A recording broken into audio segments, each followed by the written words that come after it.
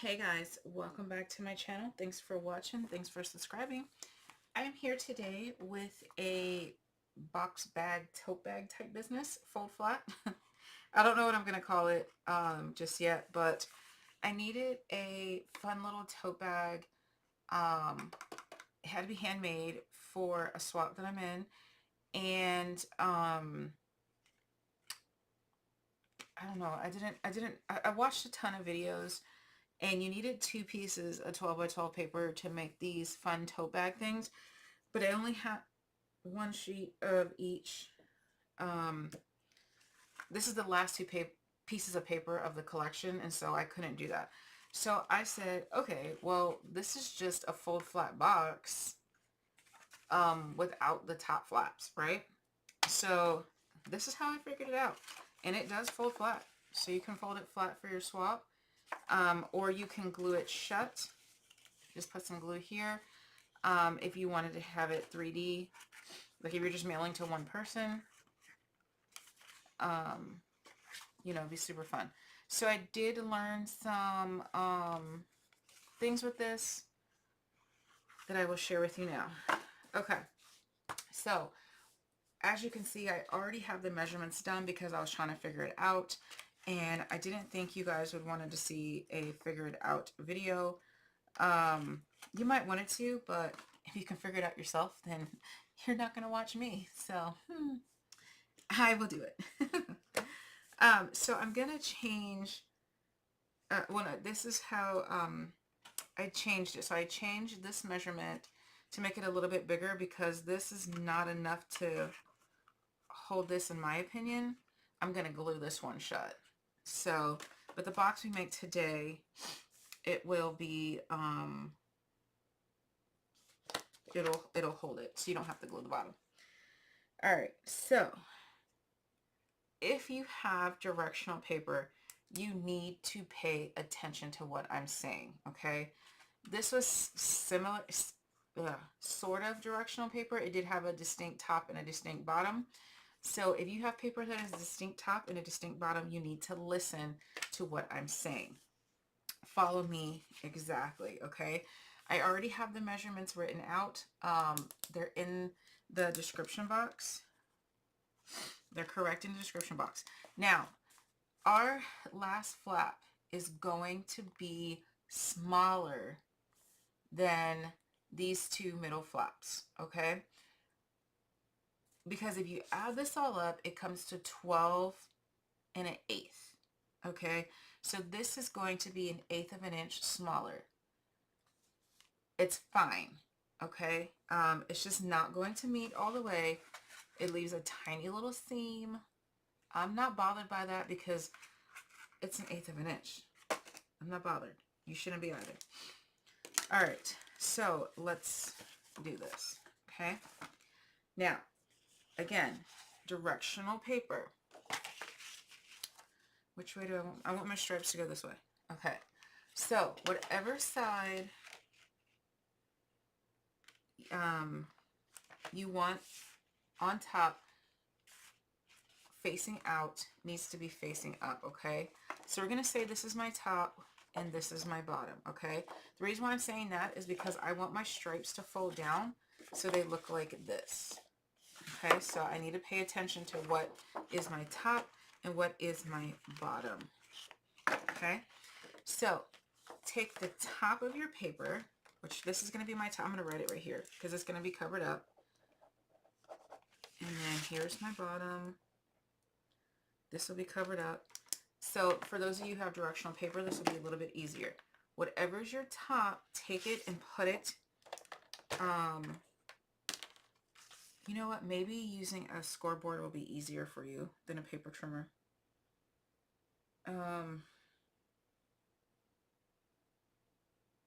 No, it'll be the same. All right, so put the top of your paper, you're going to score 1.5 inches from the top. Okay.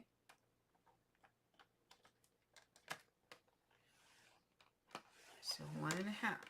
Okay. Same thing if you had a scoreboard, you're going to put your top to the left of your board.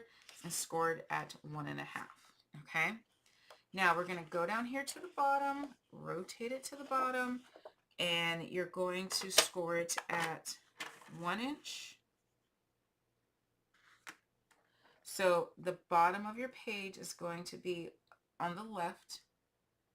This is the side of your page, and your top should be to your right. We're going to score this at 1 inch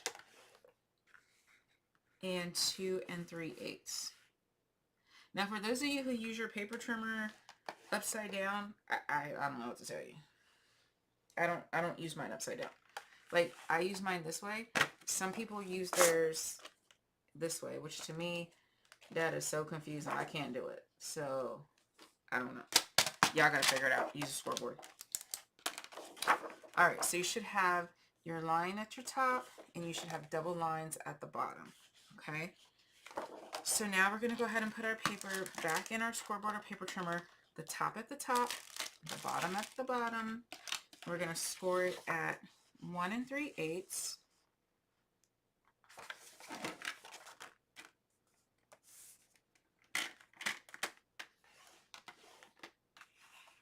Um, 5 3/8.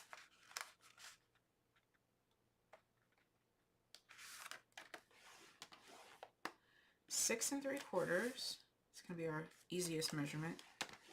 And 10 3/4. 10 3/4. Okay. There we go. So your piece right here on the right, this is smaller than these other two pieces. That is going to be perfectly fine. Okay. Perfectly fine, my friends. All right, so your top 1.5 inches, you're going to fold towards you, because this is our little decorative flap. Okay, so it's going to fold towards you just like that. What we are going to do to cut the bulk is we're going to cut this little corner out right here. Okay, so I'm going to go ahead and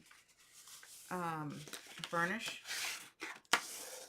that one line so I can cut my little corner out. This will just cut down the bulk. I did not cut it on this one, and it was a little bulky, and it's kind of sticking up a little bit. So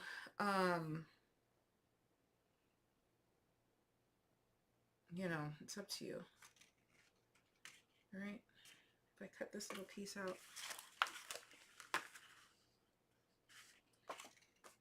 that's going to go inside. Because of that 1/8 of an inch, that's going to show if we cut that off. So I'm going to leave it optional. I just don't want this little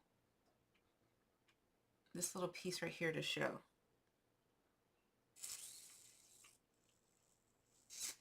Not that I care, but you might care. So what I'm going to do, a little rough justice. I'm going to cut all but a little. Am I making my life more complicated? Probably. All for 1/8 of an inch? Yeah. Okay. Well, that's what I'm doing. So I'm cutting all of it off except for this little 1/8 of an inch. I'm going to keep that 1/8 of an inch there, so when I close my box, it's not naked right here. Yep, that's what I'm going to do. Mayor of Crazy Town. All right, so I'm just going to run some tape runner. Again, this is my part that I'm folding down, so I'm just going to run my tape runner over this little flap. You probably don't need tape runner or anything, but I want it just to kind of stay flat. So I'm just going to put tape runner on there. Nothing heavy. You don't need score tape or nothing. Just some tape runner. Okay. That's it. Okay, so that is my top. Okay. Alright, so let's go ahead and burnish our lines, because I think that'll be easier for you to see what the heck I am doing here.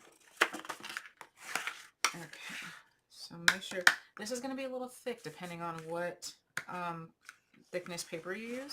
So make sure you really get that score line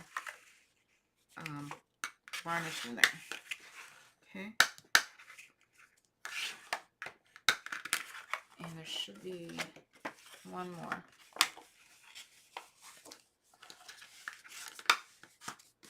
Okay, perfect. Now,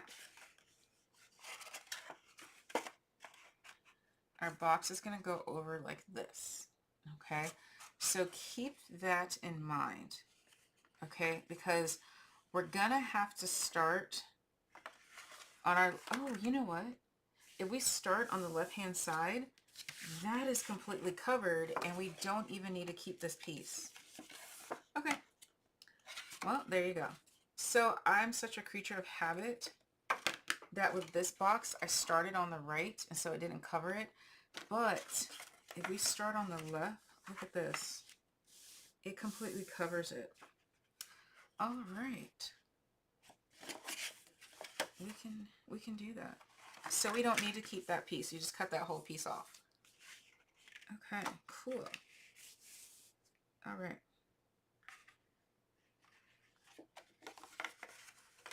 That works out perfectly. Okay. So we want to work on this side.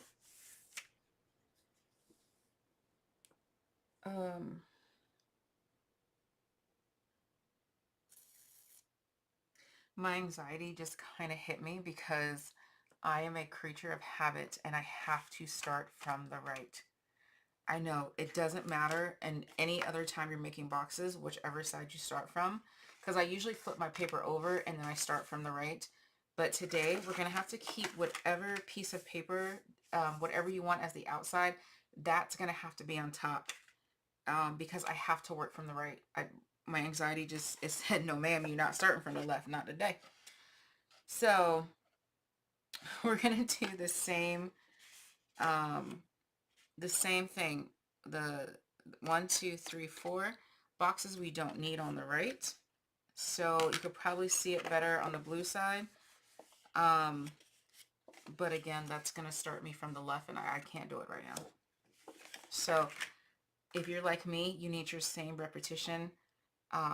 Keep whatever side paper you want to show. That needs to be up top. Starting on the right, we're going to cut off the 2 squares and 2 rectangles. Yeah, it's real. Anxiety is real. Okay, and we're going to go ahead and cut that like so.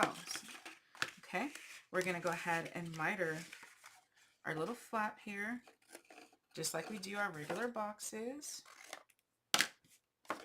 Okay, so just, this is our same. Make sure you cut it straight, not like crooked like I just did. I threw my whole self off by saying we were going to start on the left. Okay, now cut up your score line.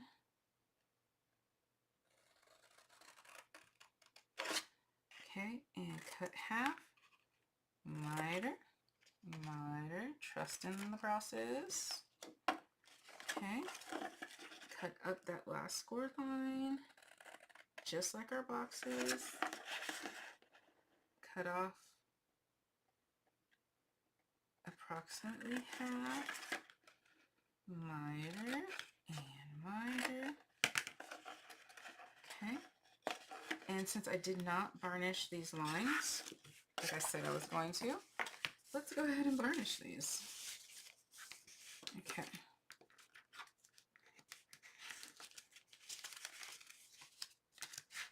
Ooh, I threw myself. Oh. Okay. Okay, now we're going to go ahead and we're going to round our corners just like we normally do. Okay, round our corners and round our corners. And now we're going to go ahead and flip our paper over because this is just what is easier for me to glue the flaps down, to pull it over to make sure that it stays flat. This one I can do going to the left. It doesn't matter. Normally we have it like this, but if you do it like that, it's going to have that gap. And I didn't want the gap. Mind the gap. Okay, so here we go. We're going to glue our flap.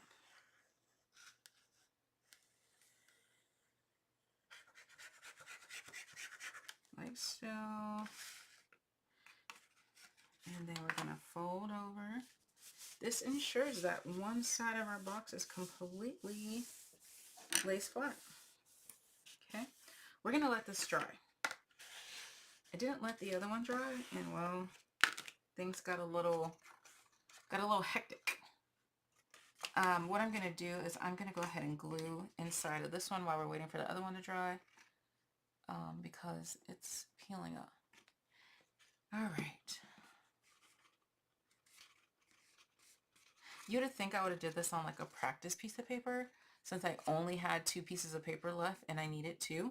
But, you know, again, I like to make myself miserable. Alright, so this should be dry. And then you're going to put your bottom together. Yeah, that 1 inch is so much better than 1/2 inch. And then all you're going to do is put your thumb on the front, your forefinger, well actually your middle fingers on the back, and then just push in with your fingers. That's it. And that makes a little crease. And then you're going to add your ribbon or whatever you want for the tote bag. I'm going to add some ribbon. I'm going to add, I wanted to add this red and white ribbon, but I don't think it really matches. Okay, so you're going to take your hole punch, your COPPA dial, whatever you have, and you're going to punch your holes. Just, I don't know, wherever you want. You can make paper handles too, or you can make a ribbon handle. I'm making ribbon handle, so you can do, you know what, I'm just going to use this seam binding. You can do your handle where you put it in here, tie a knot, and then, you know, do a knot on the other side. But I think I want to do mine to where